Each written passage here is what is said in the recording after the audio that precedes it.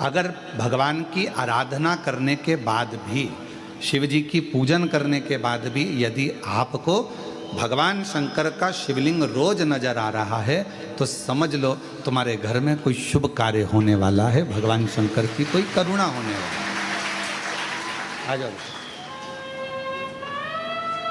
और शुभ कार्य की शुरुआत हो गई। देखो, तुमने पत्र लिखा और आज पहले नंबर पर ही तुम्हारा बाबा के धाम में व्यासपीठ पर आगमन हो गया।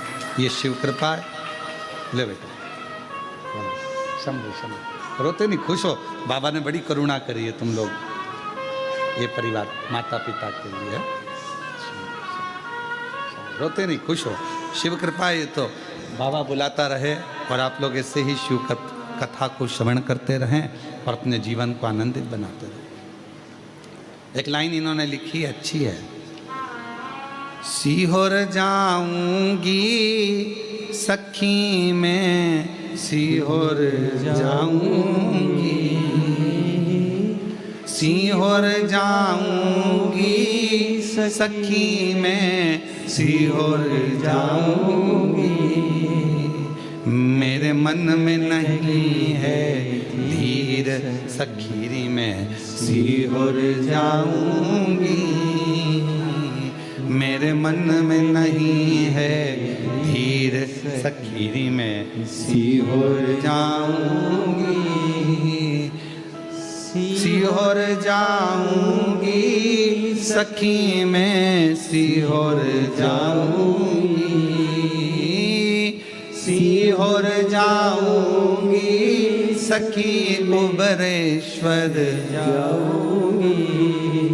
मेरे मन में नहीं है धीर सखी में, सीहोर जाऊंगी। ये शिव जी की बड़ी उदारता है, शंकर की। तो कोई कहे कि हम भगवान शिव की आराधना कर रहे हैं, हम भगवान शंकर की अर्चना कर रहे हैं, हम भगवान शंकर की पूजन कर रहे हैं, हम भगवान शंकर का स्मरण कर रहे हैं, हम भगवान शंकर के पूजन पाठ में लगे हैं और शिव जी हमको स्वप्न में क्यों दिख रहे हैं? तो ये जान कर रखो कि वो तुम्हारा पिता है, वो तुम्हारा पिता है।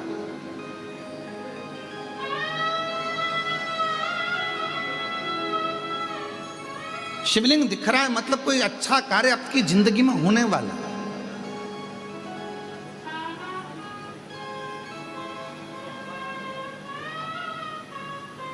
मन में भगवान से मिलने की उमंगता, उत्साह बढ़ रहा है तो समझ लो शिव की कृपा है,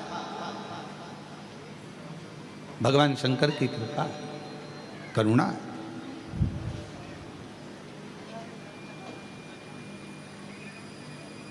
और यदि परमात्मा से मिलन की आस बढ़ रही है, उत्साह बढ़ रहा है, उमंगता बढ़ रही है, ये शंकर की उदारता है, शंकर की करुणा है, कृपा है, दया है।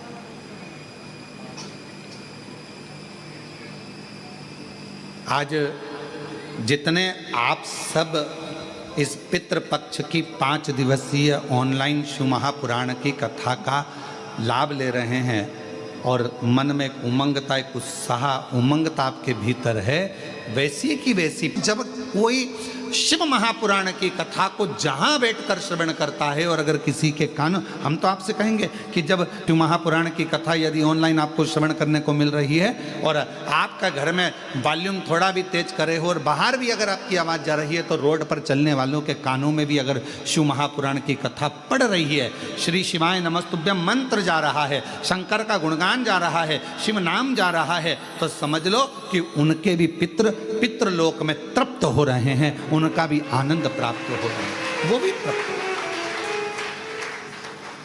उनके भीतर भी तृप्त है, वो भी आनंद। और शिव की उदारता, इसलिए भगवान शंकर की करुणा।